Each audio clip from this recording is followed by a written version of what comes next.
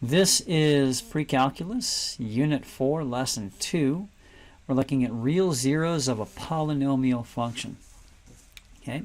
Polynomials are functions of the form x squared plus x plus constants. And they always involve powers of x. So ax squared plus bx plus c is a quadratic. You can have quintic and quartic. You can have all kinds of functions here of various degrees, right? But they're in factored form here. They behave a particular way. We're going to look at something called zeros. So let me look at a polynomial function here first of all. Y equals, say, x cubed minus 4x squared plus 2x plus 1. Let's go with that, all right? This function, as you can see, has two what we call zeros, or three zeros. It has a 0 at negative 0.303 and 1 and positive 3.303. Okay? It has those as zeros or roots of the function, and that's what we're talking about here today. We're talking about determining behavior at x-intercepts, or roots or zeros. Okay? Now, to talk about the behavior at roots, we're going to talk about polynomial functions in general. So if I say y equals x, that crosses the x-axis just once, and it passes through. If I say y equals x squared, that touches at 0, but it does not cross. It approaches 0, and it leaves. If I say x cubed, y equals x cubed, that touches at 0, and it crosses down below. It goes both above and below. If I say x to the 4th, it touches and goes. If I say x to the 5th, it crosses. X to the 6th, it touches and goes. X to the 7th, it crosses. X to the 8th, it touches and goes. X to the 9th, it crosses. Okay, so hopefully you notice the pattern.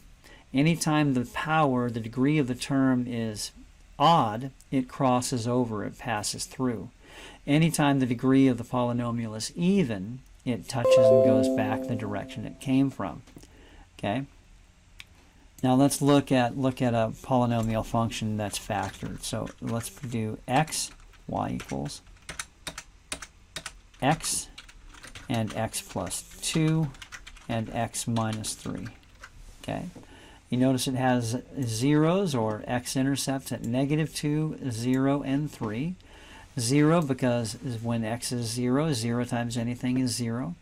When x is negative 2 plus 2 is 0, and 0 times anything is 0. When x is negative 3, or 3, 3 minus 3 is 0, and 0 times anything is 0. So those are the roots.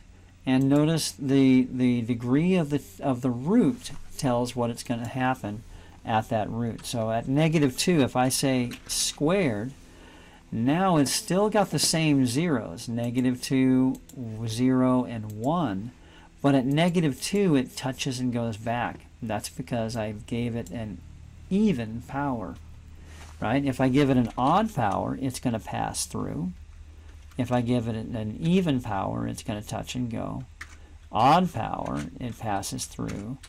Even power, it touches and goes. So the same thing applies to roots as did to the polynomial functions themselves. Okay, so let's make this an even x. So negative 2 is an even root, and 3 I'm going to make an odd root. And so you can see at 3 it passes through. Okay, so the behavior at a 0 is determined by the degree of the root, how many times, or the power on the root, if you like. Okay, in factored form. Okay, we also need to talk about the rational roots theorem.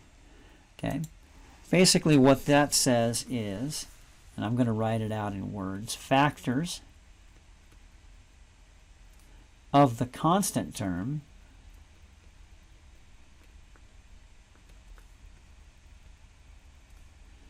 divided by factors of the coefficient, a lead coefficient,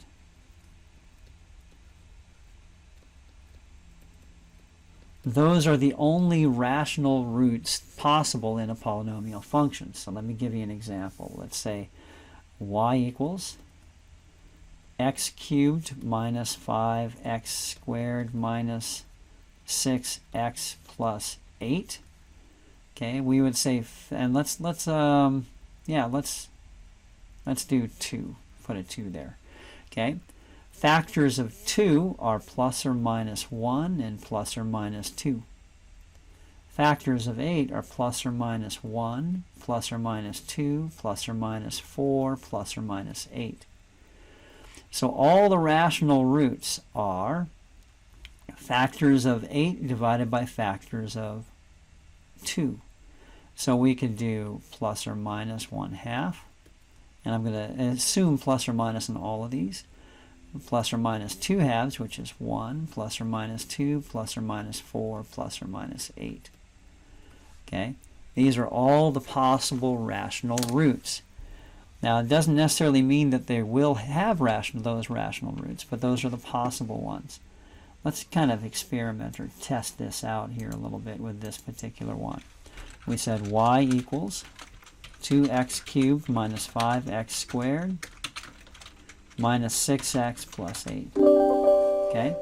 And see if we have any rational roots. Okay, negative 1.454 is not one of these, so that's not rational. 0.901 is not one of those, and 3.053 is not one of those. What that means is these are irrational roots. They cannot be expressed as a ratio of whole numbers. Okay? That brings us, by the way, to something called the intermediate value theorem. Okay? Let's use this particular function. I happen to know there is a root right here, and I'm going to check out at 0.901. I'm going to check out what happens at 0 and what happens at 1. At 0 and 1. Okay? So let's call this f of x. So f of 0 is 2 times 0 cubed minus 5 times 0 squared minus 6 times 0 plus 8, which turns out to be 8. F of 1 is 2 times 1 cubed minus 5 times 1 squared minus 6 times 1 plus 8, which is 2 minus 5 minus 6 plus 8. 2 plus 8 is 10. 5 and 6 is 11, so that's negative 1. So here's what's going on. The point 0.08 is on the graph, and the point negative 10 is on the graph. Okay, let's graph that. So the point 0.08 is on the graph, so 2, 4, 6, 8 right here. 0.8 is on the graph. And negative 10 is on the graph. Actually, 1, that's not negative 1, that's 1. 10. And that's 1, sorry, where did I get negative 1? 1, negative 1. I put in 1, I get out negative 1. 1, negative 1. Okay, so 1, negative 1. Now this is a continuous function, so here's what the intermediate value theorem says. It says that in order to get from 0.8 to 1, negative 1, I must be able to draw a curve without picking up my pencil. That means that every value in between negative 1 and 8 must exist in that domain from 0 to 1. In other words, in our case, our specific case, that means there must be a 0. A 0 exists. A root exists. Okay? And it has to be on the domain from 0 to 1.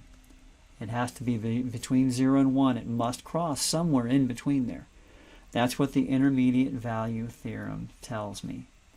And so look for a sign change. When the output is positive and then it changes to negative, we know a 0 exists between those 2 points. And the same is true in the other direction.